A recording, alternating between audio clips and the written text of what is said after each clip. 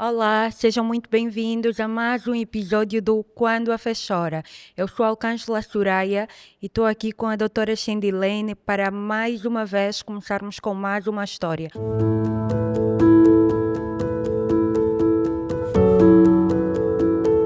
Hoje não vamos falar da minha história, mas sim da história de outra mãe, não é, doutora? É verdade, Alcângela. Hoje vamos estar com a Neide, uma jovem que eu por acaso já conheço, né? Eu já tenho uma experiência com a Neide. Deixa-me só aqui me endireitar. Essa coisa do podcast também. Quem vem da televisão, a dinâmica é outra. Mas pronto, eu conheço já a Neide há algum tempinho. Eu vou deixar que ela explique mais como é que As foi suas. esse encontro de almas, né? Porque eu acho que foi, eu acredito nisso, não obstante ser psicóloga, eu acho que vamos ter aqui mais uma conversa, mais um encontro terapêutico, Fico, né? que é isso que nós Vamos queremos. impactar mais hoje. Ah, que bom, que bom, que bom.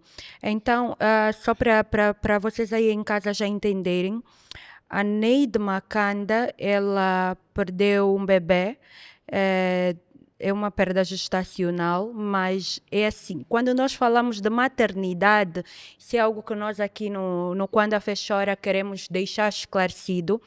A maternidade não são só mães que pegaram os filhos no colo.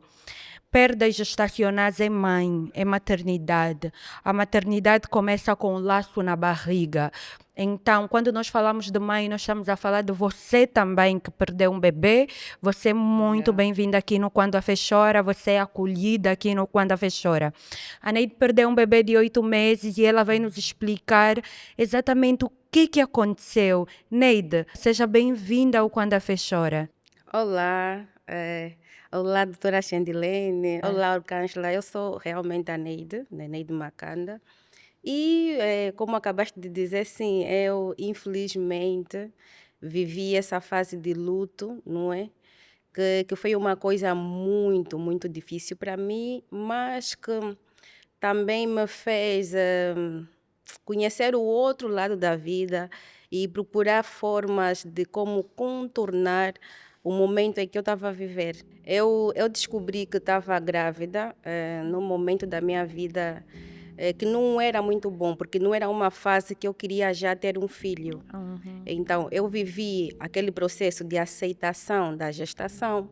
E quando eu aceitei de facto a gestação, comecei a viver aquele momento bonito que Bonito, toda mulher vive. é lindo. E eu já tinha planos, já tínhamos nomes, já tínhamos coisinhas para o bebê. Até que eu comecei a ter, acho que já foi lá naquela fase de 7 para 8 meses, eu comecei a ter edemas. Mas durante todo este percurso, a gravidez estava Tranquilo. tranquila. Estava tranquila. Emocionalmente estavas bem, suporte do parceiro, da família, porque disseste no início que não era nada planeado, né? Não era uma gravidez planeada. Então, durante este percurso até o 7º mês, estava tudo bem?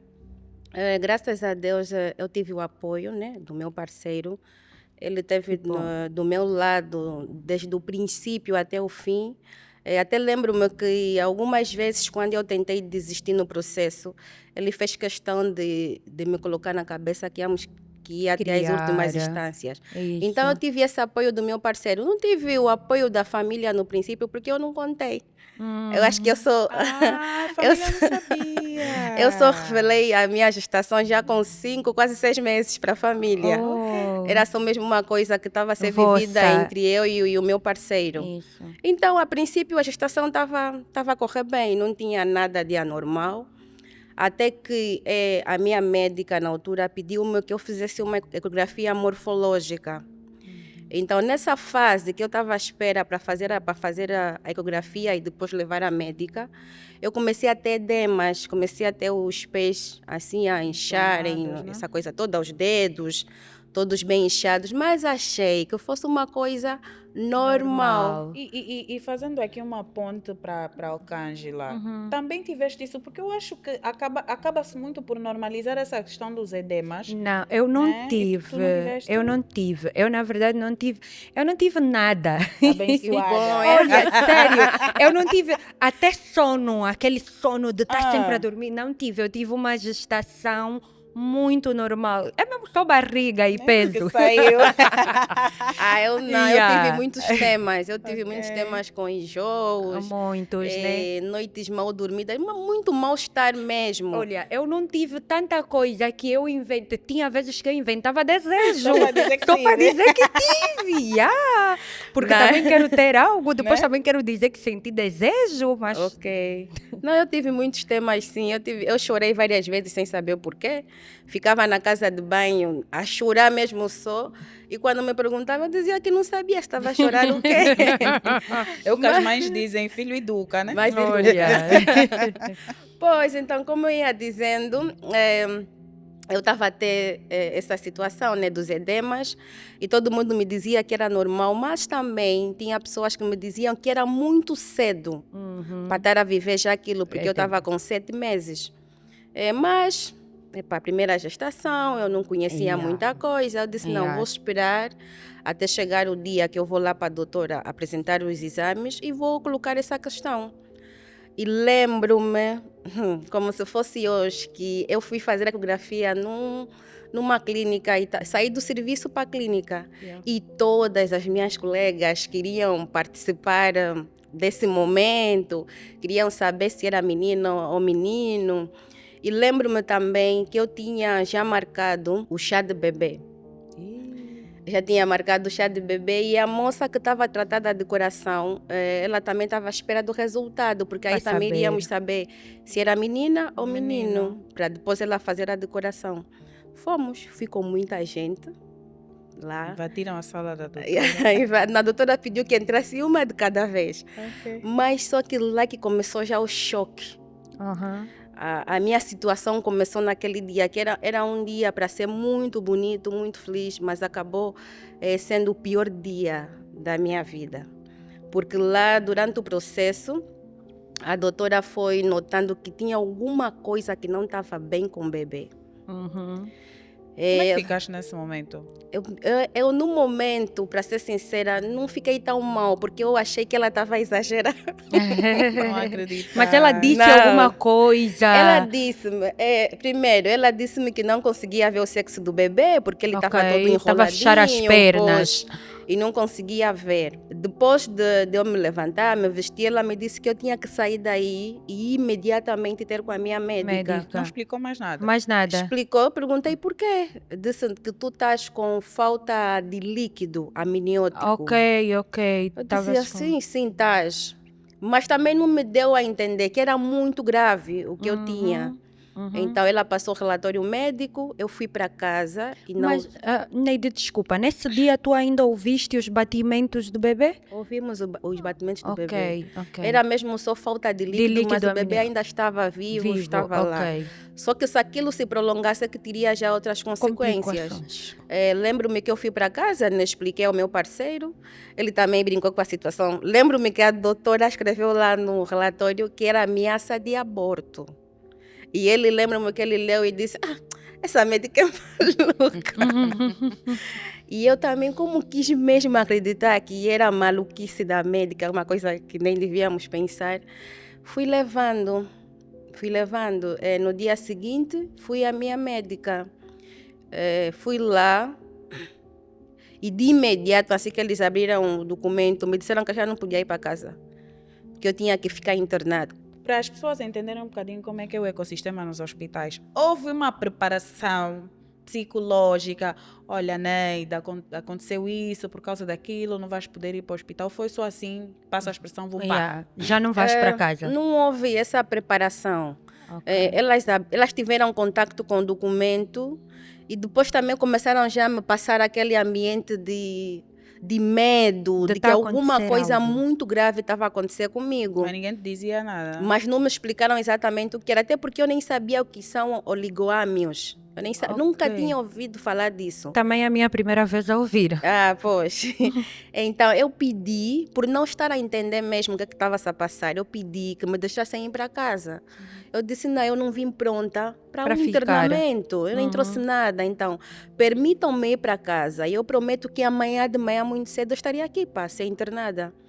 Epá, depois de umas 2 horas de tentar negociar, elas aceitaram. Me pediram que eu prometesse mesmo que no dia seguinte, muito cedo, estaria lá no hospital. Fui para casa, expliquei a situação ao meu parceiro mais uma vez. Ele disse, pá, vamos internar.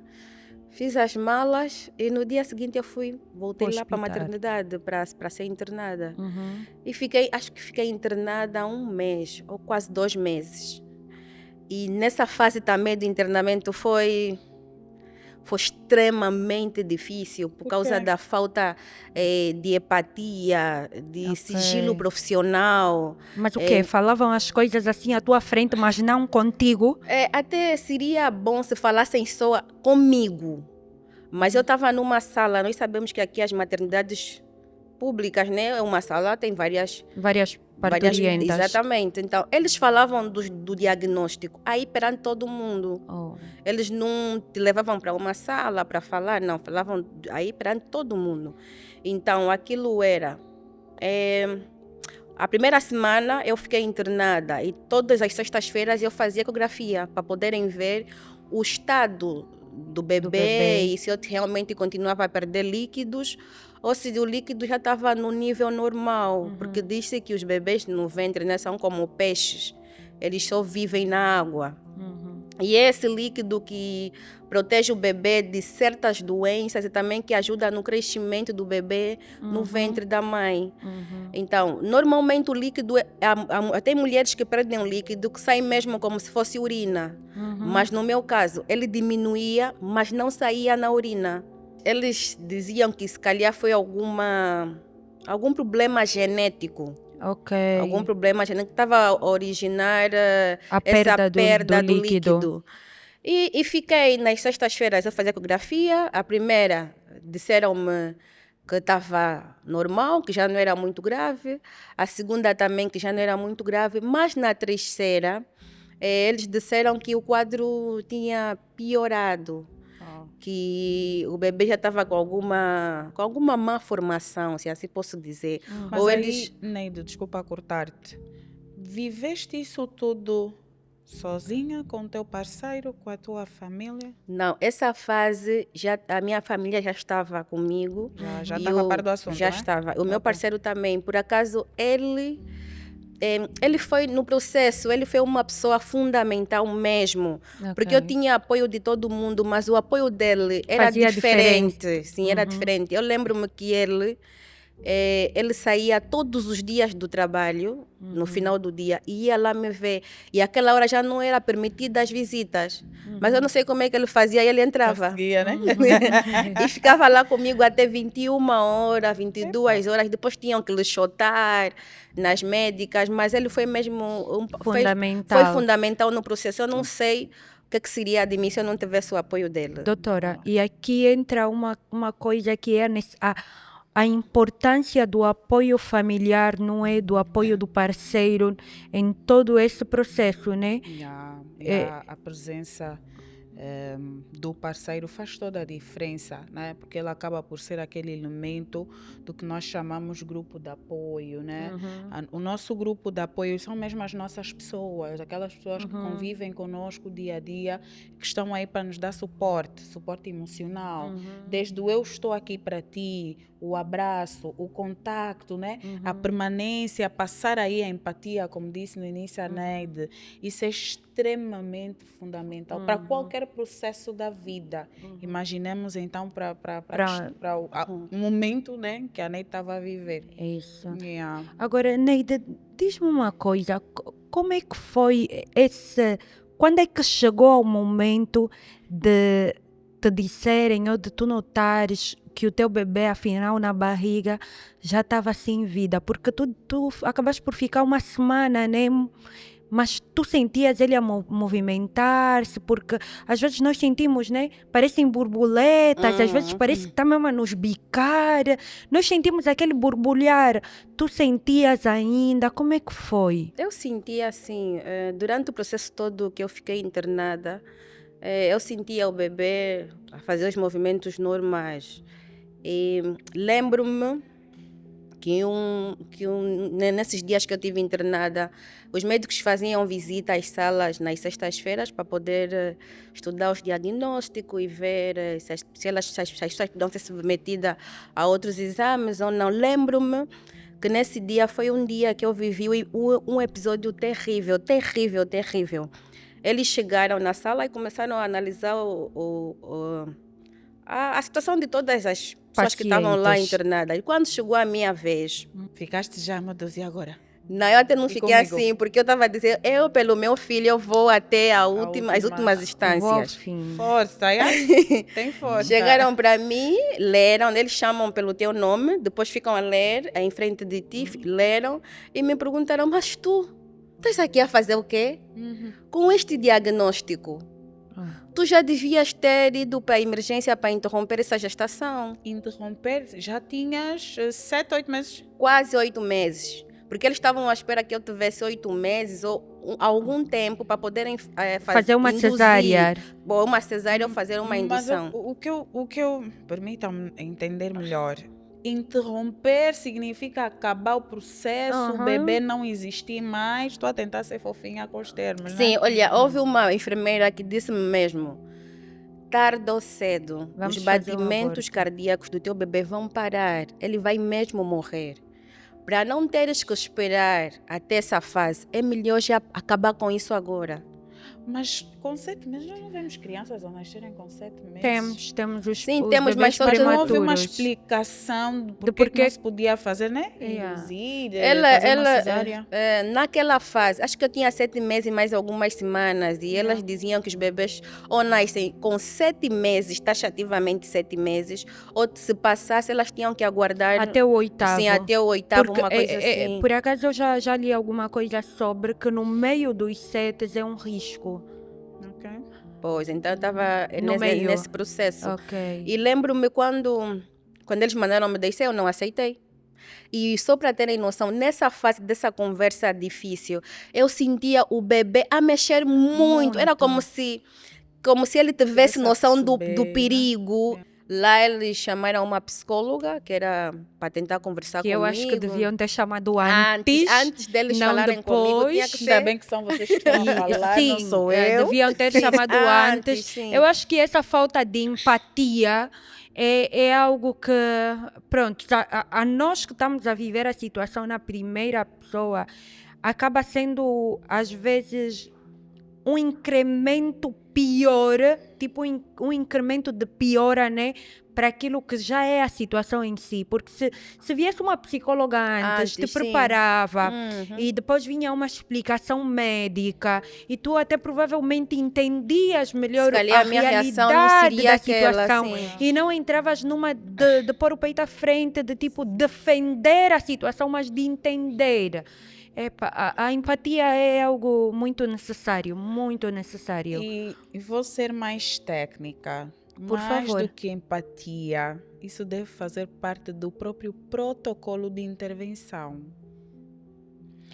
As instituições públicas, a maior parte delas, tem um gabinete do utente em que nós encontramos lá uma equipe que trabalha com saúde mental, né? Temos psicólogos hoje e nas maternidades nós temos, estou a falar com conhecimento de causa, principalmente, não vou fazer, passando aqui a publicidade, o Augusto Gangula, por onde passei, onde trabalhei. Isso faz parte do protocolo, da abordagem à gestante desde o início.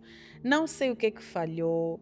Aqui também esse é um tema que tem muito que se diga, então não vamos mergulhar muito aí. Mergulhar muito aqui. Foi pronto. mal, não Pronto, correu não bem, correu bem. mas deveria fazer parte do Antes, protocolo. sim. Exatamente, desde o primeiro momento em que vocês Deram pisaram entrada desde... naquela instituição. Não aconteceu, não conseguimos saber hoje o porquê, mas a Neide falou então que não aceitou. Depois disso, E a minha médica chegou, pediu que me deixassem, que ninguém estava autorizado a me mandar para a emergência e queríamos aguardar mais até o final de semana para fazer um outro exame.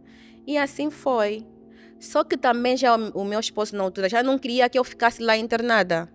Ele disse, não, eu acho que aqui estão a lhe matar psicologicamente, então é Vou melhor levar minha mulher. ficar em casa, assim num termo de responsabilidade, ela fica em casa e nos dias do exame ela vem fazer. Pode ficar de repouso absoluto. E assim o fizemos. E na primeira vez que eu voltei lá, que era para repetir o exame, foi quando já a minha médica conversou comigo, já me colocando mesmo os pés No chão. sim, me explicando quais eram os possíveis cenários que estavam a se avizinhar. E lembro-me que ela disse-me que nós tínhamos que nos preparar para um possível óbito, que o caso, que era uma das possibilidades, que poderia ir a óbito. Eu lembro-me que quando ela falou isso comigo, na altura, e o meu parceiro, eu estava sentada aí, eu ouvi a explicação dela, mas eu não estava aí. Yeah, Eu não estava aí. Acho que aquilo era só o meu corpo yeah, aí presente. yeah. E acho que na altura o meu parceiro notou que eu estava mesmo mal. Ele pediu à minha médica que parasse por 1 minuto e que ficasse comigo só. Lembro-me quando ele me levou para um sítio que ficamos só os dois, eu só comecei a chorar. E a me perguntar por quê. E é mesmo nessa altura que a fé é provada. A fé é provada nessas situações. E eu fiquei com ele abraçou-me e me disse, não vamos tomar nenhuma decisão, ainda que ela tenha dito que podemos nos preparar para tudo. Vamos mesmo até as últimas consequências. Se o bebê vai falecer, que seja de forma natural, mas que nós não vamos fazer nada para provocar acelerar. isso. E fui para casa, fiquei de repouso absoluto. E voltava. Mas aí o bebê ainda não sabia que o bebê estava morto. O bebê Não, ele estava ainda estava vivo, vivo. mexia. Quando é que tu mexia. deste conta, né? Que... Eu dei conta que o bebê já não estava com movimentos quando? Quando eu fui para casa, fiquei 2 semanas em casa de repouso absoluto. Lembro-me que numa manhã, a médica ligava para mim, para casa sempre, para saber como é que eu estou, se o bebê mexeu, se não mexeu. E nesse dia, de manhã, normalmente eu sabia os horários que ele mexia. E de manhã eu não senti nenhum movimento do bebê. Às 10 horas, 11 horas, 12 horas liguei o meu parceiro. Ele disse, olha, desde manhã eu não senti o bebê a mexer. Lembro-me até que ele brincou, disse, isso que ele está dormindo. Mas eu fiquei já desesperada. Depois de 14 horas, a minha médica ligou para mim. Eu menti. Porque eu já estava tão cansada psicologicamente de todo aquele processo. Eu estava mesmo muito cansada. Eu disse, não, doutora, mexeu. Mas mexeu. Ok, então ficamos para domingo. Era quinta-feira. Eu disse, tá bem. Ficou. Liguei para algumas pessoas para ver alguma clínica para mim, porque meu esposo disse, não, vamos fazer uma... Como é que se diz? Né? Exatamente, para saber se está mesmo tudo bem. Procuramos todas as clínicas, não, tem que marcar. Eu disse, pá, não faço mais nada. Se mexeu, se não mexeu, eu vou ficar só mesmo por aqui. Depois ele liga para mim, então, mexeu? Eu disse, sim, mexeu, não precisamos mais ir fazer... Mentiste mais? Menti no meu esposo. Porque já estavas cansada daquele sofrimento. Estava exausta já.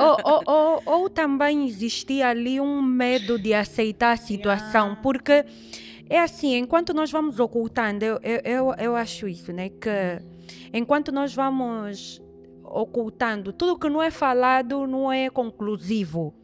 Tá vendo? Enquanto não te disserem X, você, tipo, não precisa reagir. Só que quando você já põe um nome, você já precisa de uma reação. Normalmente é assim. Ou será que tu também tinhas medo de encarar a própria situação porque é algo que tu tentaste evitar ao máximo? Eu tinha e assim esse medo. é que foi motivando a adiar. Eu tinha assim medo de aceitar que aquilo estava a acontecer. Mas o que me fez ter aquele posicionamento foi mesmo a exaustão. Eu estava cansada de pessoas a me ligarem, A perguntarem como é que está o bebê. É vamos para cansativo. aí, não vamos para aí. Eu estava cansada disso. É E eu cansativo. falei para o Senhor, seja o que Deus quiser. Fiquei. Ele, quando chegou a casa, né? Eu disse que o bebê mexeu. Ele disse, mexeu? Mexeu. E ficamos quinta-feira. Ficamos quinta, sexta, sábado. No domingo foi o dia que eu tinha que ir ter com a minha médica. E fomos. Fui, mas fui mesmo só, porque tinha Já que ir. sabias, né? Chegamos lá, né, no hospital. Ela levou-me para a sala. Ela, por acaso, disse que eu seria a última a ser atendida. Disse, não, a Neide, espera, por causa dela é mais complexo, vou ficar mais tempo com ela, então espera.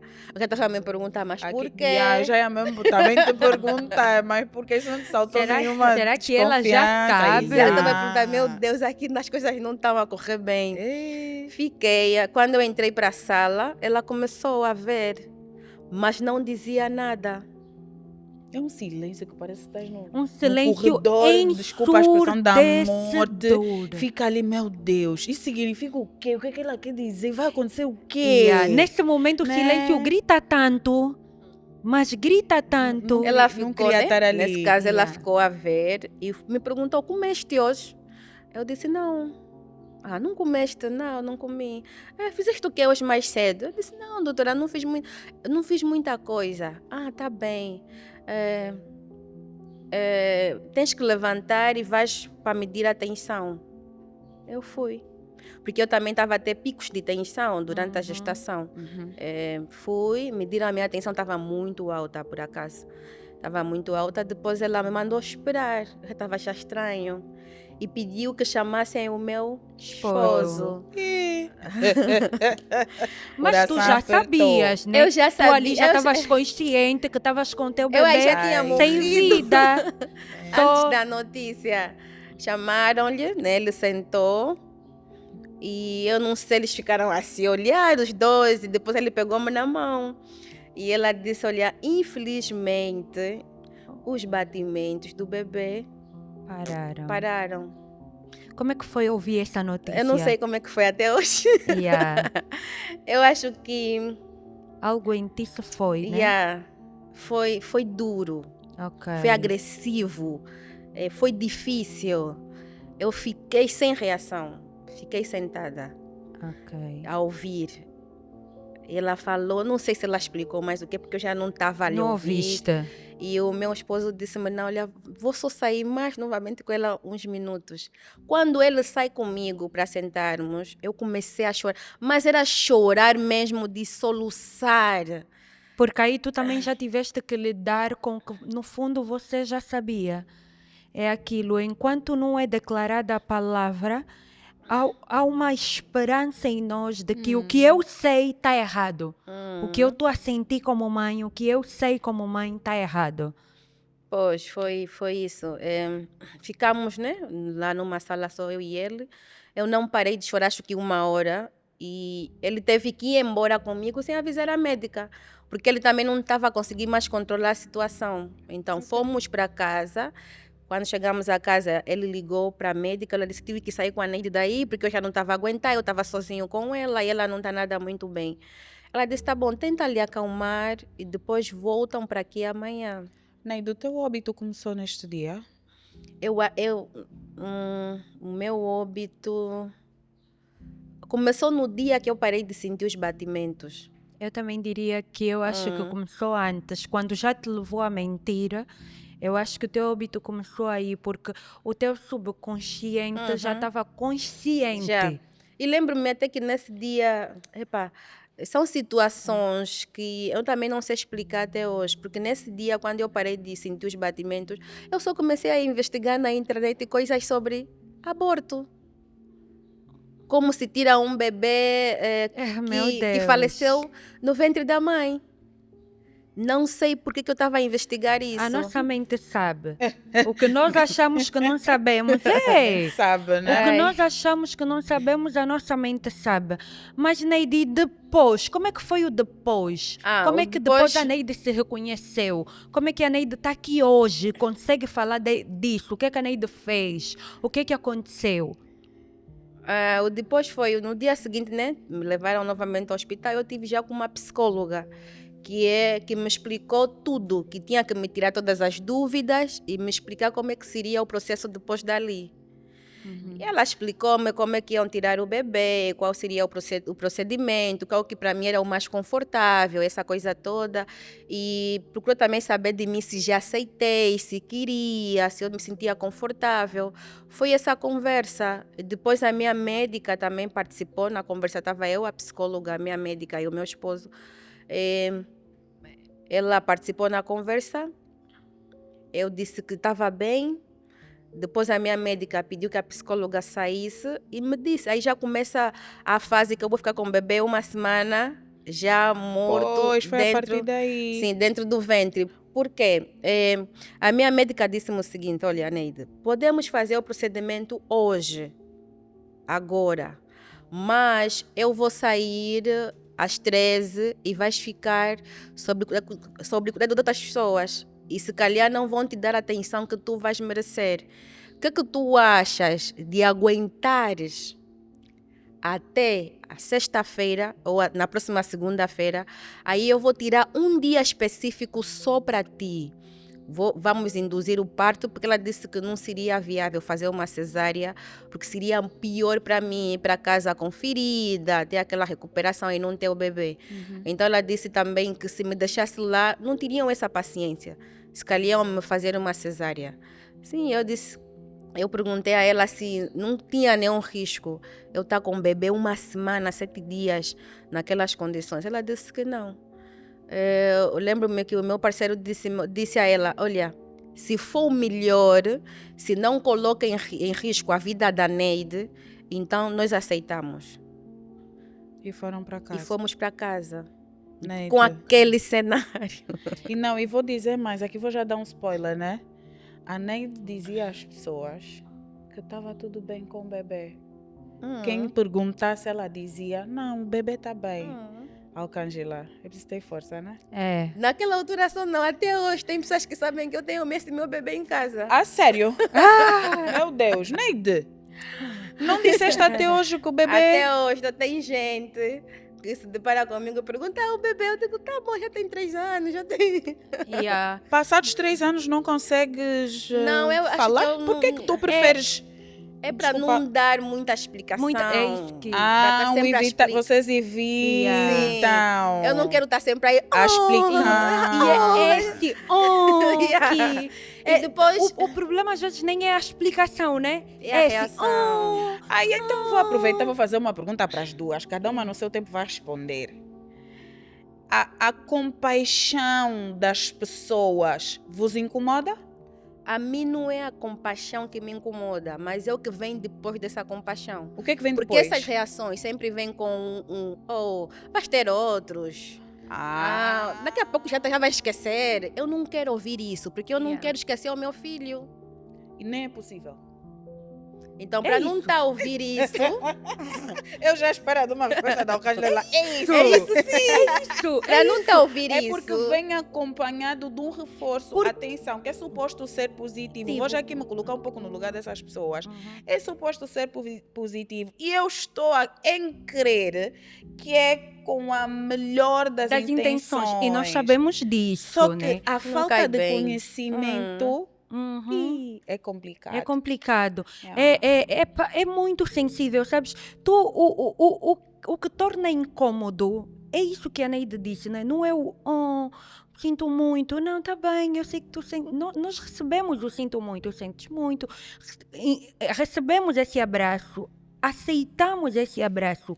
Só que depois ele vem, mas não pensa mais. Ou ainda não fizeste outro porquê. Faz já outro, Sim. faz já outro. Você é muito jovem. Olha. Deus vai te dar um melhor. Então ainda há filhos melhores em relação... Entendes? E essas palavras, elas vêm com a melhor das intenções, mas com o pior efeito. Exatamente. Pois, e aí está a responsabilidade, e aí eu olho mesmo para a câmara, está a responsabilidade que cada um de nós tem com as palavras que profere. A intenção até pode ser boa, mas o efeito pode ser devastador. Então, por favor, vamos ser mais cuidadosos com a forma que nós falamos com as pessoas e com o que nós dizemos às pessoas, porque é mesmo a pessoa que está aí do outro lado. Nós não temos noção, às vezes, do impacto real na vida dessa pessoa. E ser medidor da vida, eu uso muito essa expressão, ser medidor da vida alheia, Da dor do outro. da dor, perdão, do outro, é muito, mas muito feio. Vou mesmo usar essa expressão. É parece feio, piada É grande. feio, mas é sim. feio. É feio. A dor não é sua, não foi você que sentiu. Lembro-me, e se calhar depois vamos falar sobre isso, de ter visitado uma mãe, tinha perdido uma filha. Ela olhou para nós e disse assim: vocês não perderam, vocês não entendem nada. E naquele dia eu saí daí e disse: a Xendilene, psicóloga, não entendo, eu não passei por isso, eu não sei o que é perder um filho. Compadeço-me, estou aqui com vocês, vou estar aqui com quem nos vai acompanhar, mas não entendo, eu não perdi um filho, eu não sei o que é isso. Então, o ser medidor da dor alheia, isso no final do dia é que vos faz às vezes criar enredos, né? Mentir que o Exatamente. bebê está vivo e criar ali algumas situações, porque vem por detrás do vai Vem ficar tudo bem, sempre vem esses sempre comentários. mais uma pedra. E depois também uma obrigação de recuperação rápida. Yeah. As pessoas cobram muito isso de ti. Não, mas É já passou jovem. tanto tempo. Tu és jovem. Ainda estás assim. Pode passar, mas é uma coisa que eu vivi. Era o meu filho. Então eu prefiro, tipo, me... Agora com o podcast já vão descobrir, né? Olha, vão Vamos descobrir. descobrir, vamos descobrir, Olha, né, tem uma Lia? situação engraçada. Lembro-me que uma vez eu fui tomar café com algumas amigas. Nós assim, no restaurante a tomar o café, chegou uma pessoa que me conhecia e sabia que eu estava gestada. E me cumprimentou: estás muito bonita, quando é que tiveste o bebê, como é que o bebê está? As minhas amigas sabiam o que aconteceu. Eu disse: não, ele está bom, é um rapaz. Ele me perguntou como é que ele se chama. E eu só chutei Ismael, e é o nome do filho da minha amiga. A minha amiga olhou para mim e disse assim, É. ela disse: tu não bates bem nele. Eu disse: falou o quê? Ismael. Mas eu Ismael. entendo. Pois. Eu às vezes também respondo quando perguntar o Caio está bem. Às E, vezes e é olha que eu melhor. falo sobre Sim. isso até nas redes sociais, mas ainda assim tem pessoas que, pronto, não leem, não viram, né? E está tudo bem. E perguntam o Caio, eu respondo: o Caio está bem, mas eu não minto, porque eu sei que ele está bem. Yeah. Noutra dimensão, Ele está bem. está bem. Yeah. Aquilo foi o quê? Foi terrível. Porque as pessoas, eu senti que tinham a vida deles normal. Acordavam, iam trabalhar e faziam. Mas eu não tinha a minha vida normal. Porque a minha barriga já estava enorme. E o que estava dentro da minha barriga não... Já estava sem vida. Exatamente. Então aquilo foi o quê? Eu tomava banho e eu não olhava para a minha barriga. Esquivavas o olhar. Exatamente. Eu não olhava daqui para baixo, para mim. Eu não olhava. E tive muitos momentos. Tive momentos que eu estou a tomar um pequeno almoço e estou a pensar: eu estou aqui, mas eu estou com um filho no ventre que não tem vida. E o mundo lá fora está a andar normalmente. Uma expressão que tu usas e é bonita de se ouvir é que a Neide chama de filho. Yeah. Porque é Mas filho, né? há quem não legitima isso, Arcângela, percebes? Yeah. Que ela está a dizer: o meu filho. Que gostoso de ouvir. Né? É gostoso. Bata aqui. É gostoso de ouvir. Não, mas é gostoso de mesmo meu ouvir. filho. É porque eu teu tive- filho. A experiência não foi uma experiência boa, mas eu tive essa experiência. E é teu E é filho. minha experiência. Yeah. E eu Ninguém sempre- pode apagar. Sim, ninguém eu sempre pode... digo, pode passar anos, eu posso ter 10 filhos. Eu sempre vou contar que aquele foi o meu primeiro filho. Yeah. Aquele foi o meu primeiro filho. Eu sempre tenho uns... Olha, na minha casa até hoje, eu tenho coisinhas que era para o meu filho. Tenho. Sim, eu tenho coisinhas que era para ele. Tenho lá guardado. E eu vejo aquilo de forma natural. As pessoas queriam que eu oferecesse tudo, mas não. Eu quero também ter alguma coisa que era para ser do meu filho. Na fase que eu tive com o bebê, né, já sem vida no ventre, eu fiz várias coisas e não tive necessidade de falar para as pessoas que eu estava a viver aquela situação. Trabalhei, fui em reuniões, as pessoas pegavam na minha barriga, elogiavam, perguntavam como é que está a gestação. Eu respondia: tudo está tudo bem, o bebê está a crescer, o bebê está a mexer. E depois chegou o dia que induziram o parto, fizeram-me a indução e eu tive o bebê. Só que no momento em que eu tive o bebê, as médicas pegaram o bebê e estavam a me entregar para mim ver o bebê. E eu não quis ver o bebê. Eu não quis ver o bebê de jeito nenhum.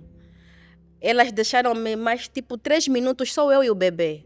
E me disseram, pelo menos vê que é um rapaz. Eu disse, eu não quero ver o bebê. Então deixaram-me eu na cama e o bebê de lado. Ela tem que ver o bebê. Eu disse, não, eu não quero ver o bebê. Depois apareceu uma médica, que por acaso a minha médica era uma tia minha, e disse-me, me perguntou, Neide, tu queres levar o bebê para fazer o funeral ou queres que eu dê o tratamento? Eu disse, ela não, pode fazer. Podes dar o tratamento, podes resolver tudo, que eu não quero ter acesso ao bebê. Hoje te arrependes? Olha. Olha. Hoje me arrependo muito. De não ter feito. Já tive também um processo para superar isso. Me Sentiste arrependo culpada? muito. Um sentimento de culpa. Falei, será por que não ter- o meu filho foi bem? Será que como é que o que fizeram Qual foi com o tratamento? ele? Cuidaram bem? Até penso, será que ele lá pensa que eu fui uma boa mãe, deixando ele sob cuidado de pessoas desconhecidas? Já tive esse momento que também foi difícil. E como é que Depois, ultrapassaste esse momento? com Deus. Com Deus. Amém. Eu lembro-me que depois de ter a alta, né, no hospital, depois de uma semana, eu vi no WhatsApp de alguma amiga que teria um evento e que teria uma psicóloga neste evento. Então eu disse para mim, não, eu preciso de ajuda. Eu não posso continuar aqui nessa cama deitada, a chorar, eu preciso levantar disso. Foi quando eu fui a esse evento e conheci A doutora Shendilene. Que quando eu lhe contei, ela faz uma semana que eu perdi o meu filho, ela ficou, como? E agora imagina, eu era magrinha na altura. Ah. Ela deu um abraço. Ai, meu Deus, acho que vou me partir toda. Toda. Olha, mas Pois, foi essa aí. decisão de entender que você precisa de ajuda foi o que te arrancou da cama. Sim, na verdade, eu sou uma pessoa que nunca me deixo afundar pelas situações da vida. Amém. Eu sou uma pessoa que posso estar a passar pelo caos, o pior momento da minha vida, mas se eu não quiser que tu te apercebas, não vais te aperceber. E você é a melhor pessoa para ti. Mas tu fechas? E vives Não essa é- dor sozinha, guardas só para ti? Como é Eu que tenho dizes isso de viver a dor sozinha, mas também eu faço o quê? Eu mesmo me derramo perante a Deus. Amém. Eu me apego muito a Deus. Amém. E graças a Deus eu sou uma pessoa muito abençoada e que tenho o privilégio Graças de a ter Deus. essa relação com Deus. Então, Graças a Deus. o melhor apoio sempre vem de Deus. Claro que também as pessoas que nós gostamos, isso também ajuda muito.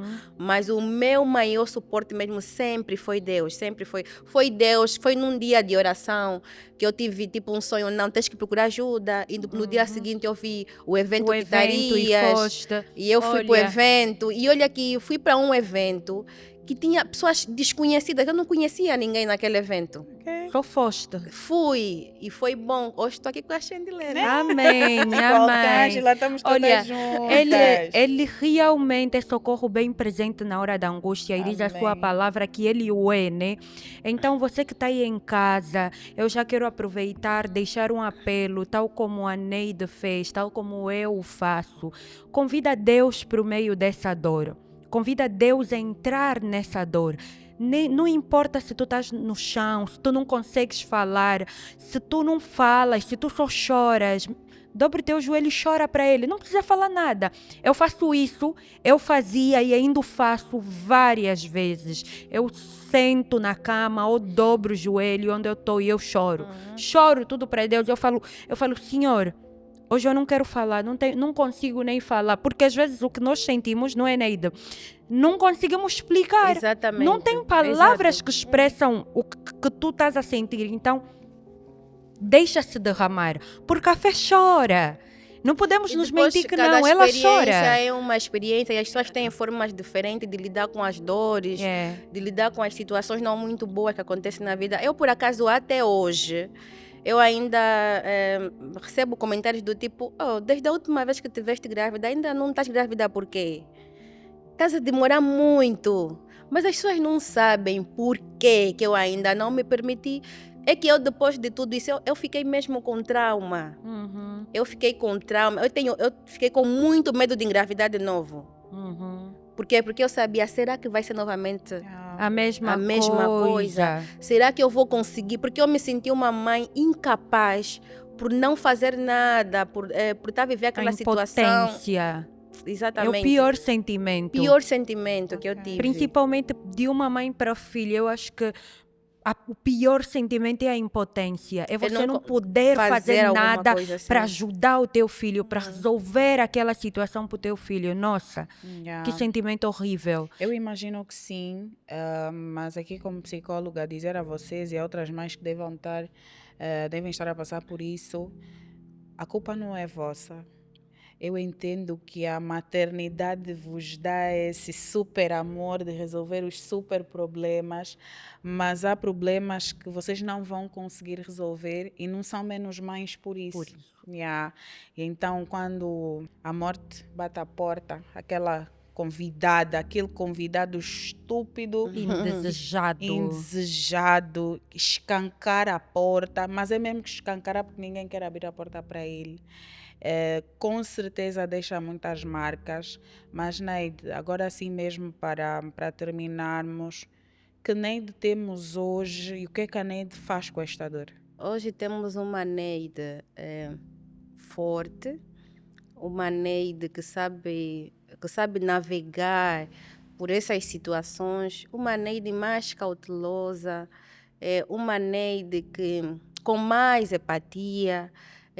E eu também acredito que Deus não me permitiu viver isso para ficar só comigo. Porque eu vejo que tem mulheres que passam pela mesma situação ou pior do que isso. E, infelizmente, a forma que elas lidam com a situação ainda é pior em relação à forma que eu lidei com a minha situação. Então, eu acredito que Deus, se me permitiu viver isso, tinha algum propósito, se calhar levar a minha história para acolher mais mulheres, para ser uma palavra, um ombro para essas mulheres que também passam pelas mesmas situações. E também dessa história, eu tive a ideia, porque eu disse assim, Deus, eu não vivi tudo isso para guardar só para mim. E também não creio que só vivi tudo isso para sofrer. Existe algo além do sofrimento em tudo isso. Então foi quando eu tive a ideia de fazer um livro. Um livro que eu estou a terminar, o livro que o título é O Poder da Dor. Ok. Nunca subestimes a tua dor. É um livro que leva as pessoas a verem que a dor não é só dor, há algo além da dor. A dor vem com lições, a dor vem com aprendizados, vem com uma maturidade que se calhar, se não vivesses aquele cenário, não terias. Percebes? E às vezes até a lição não é para ti, é para alguém que está ao pé de ti, porque tu precisas ser esse suporte.